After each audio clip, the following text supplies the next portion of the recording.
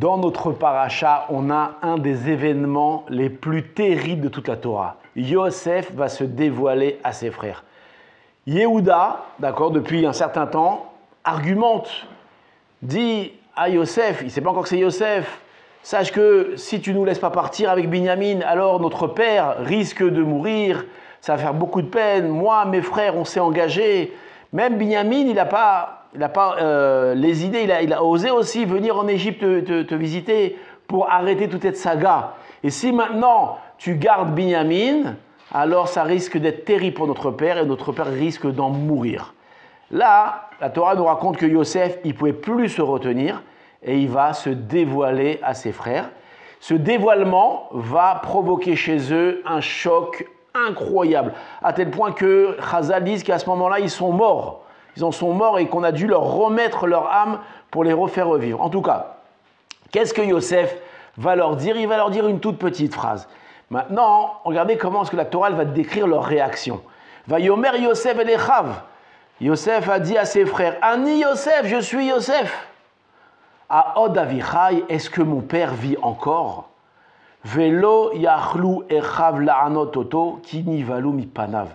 Et les frères, ils étaient comme ça choqués et ils n'ont pas pu répondre. Pourquoi? Regardez bien les mots qui sont écrits. Nivalou, ils ont eu peur de sa face. Ils ont été choqués de sa face. D'accord? Deux questions.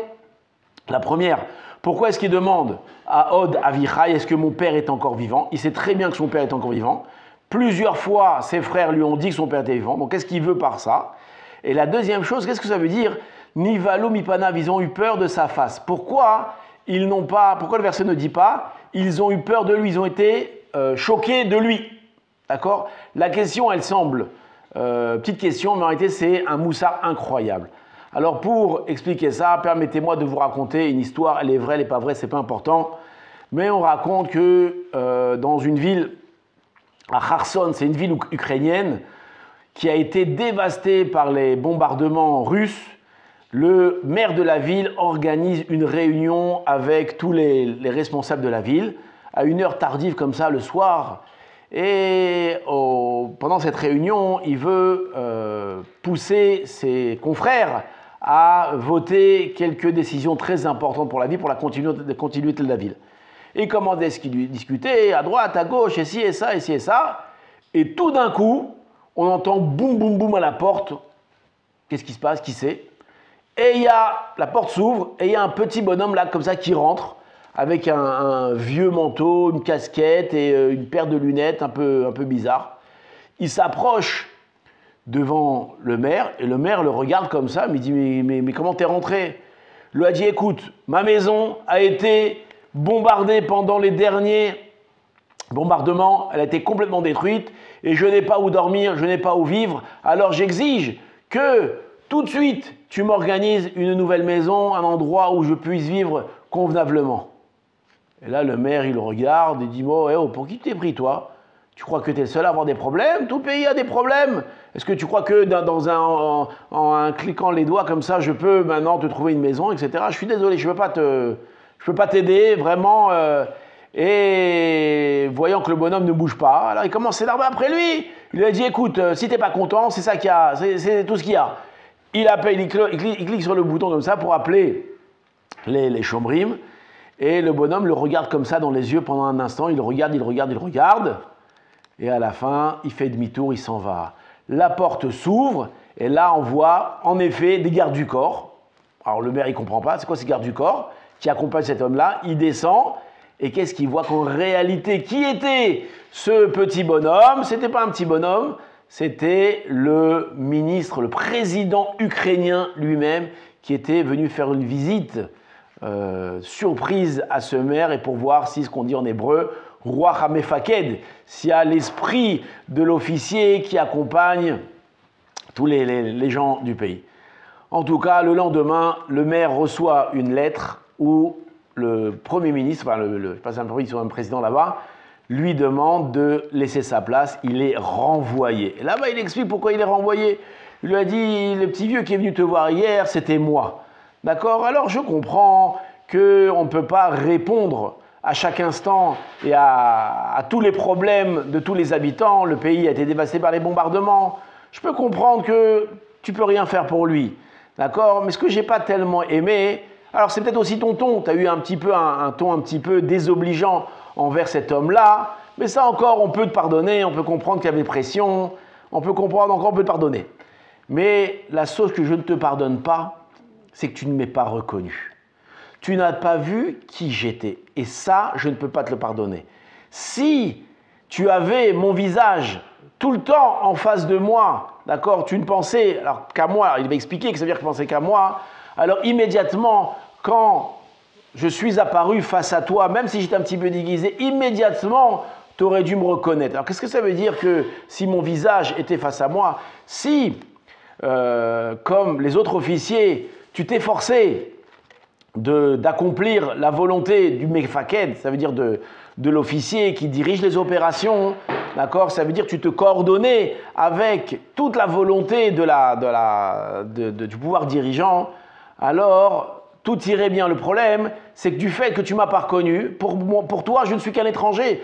Tu ne me vois ni à la télé, tu ne me vois ni en photo, tu ne me vois ni dans les conférences que je donne. Ça veut dire que tu t'en fiches un peu de moi, de ce que je te demande. D'accord? Je ne suis pas la personne la plus importante à tes yeux. Et donc c'est pour ça que je te demande de quitter la place. Moi, j'ai besoin des gens qui marchent sans arrêt et complètement avec moi, qui aient mon visage sans arrêt face à eux. Alors vous allez dire, alors ça c'est l'histoire, il a été renvoyé. Maintenant vous allez dire que c'est un peu orgueilleux de sa part, peut-être pour un Ukrainien, mais ça vient ici exprimer une idée. Le mefaked, lui, qu'est-ce qu'il exige? Qu'on pense à lui. C'est quoi pas on pense à lui, on rêve à lui, non, qu'on pense à lui que sans arrêt, on ait à l'esprit sa volonté, on ait à l'esprit ses ordres. Mais lorsqu'on l'oublie, lorsqu'on ne pense pas à lui, qu'on ne voit pas, alors chacun il fait ce qu'il veut à droite à gauche. Et ça, c'est le reproche que Yosef va faire à ses frères. Il a dit, vous êtes venus devant moi, vous avez paru devant moi plusieurs fois et vous n'avez pas reconnu que j'étais Yosef. Le reproche que je vous fais, c'est pas que vous n'avez pas reconnu, c'est que vous n'aviez pas en tête sans arrêt à l'esprit le visage de mon père, la volonté de mon père. Pourquoi? On voit que Yosef, il était Zivikuno de Yaakov, il ressemblait comme deux gouttes d'eau à Yaakov. Si les frères pensaient à Yaakov sans arrêt, ils pensaient pas seulement à son bien-être, mais à poursuivre son chemin, à être ce que Yaakov il veut qu'il soit, ça veut dire des Juifs comme Yaakov il veut qu'il soit. Alors si sans arrêt ils avaient à leur esprit, l'esprit de leur père aussi, de ne pas vouloir les peiner, immédiatement, lorsqu'ils se retrouvaient devant Yosef, ils auraient dû le reconnaître. Mais le problème, c'est qu'ils ne l'ont pas reconnu. Pourquoi? Parce qu'ils n'avaient pas à l'esprit sans arrêt Yaakov. Et c'est ça le reproche. Et c'est ça qui lui dit, Aod Avichai, est-ce que mon père est encore vivant? Est-ce que vous n'avez pas oublié l'héritage de mon père? Est-ce que vous n'avez pas banni mon père ou laissé mon père de côté? La Torah de mon père, et vous avez fait une propre Torah. C'est sur ça que je m'inquiète. C'est si vous n'avez pas reconnu, c'est sur ça que je m'inquiète.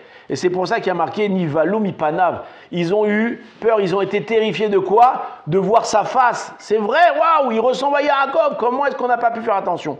De là, on a un moussard, un moussard extraordinaire. C'est que on faute dans notre vie, on faute. Ça nous arrive de faire des bêtises, de crier, de mal se comporter.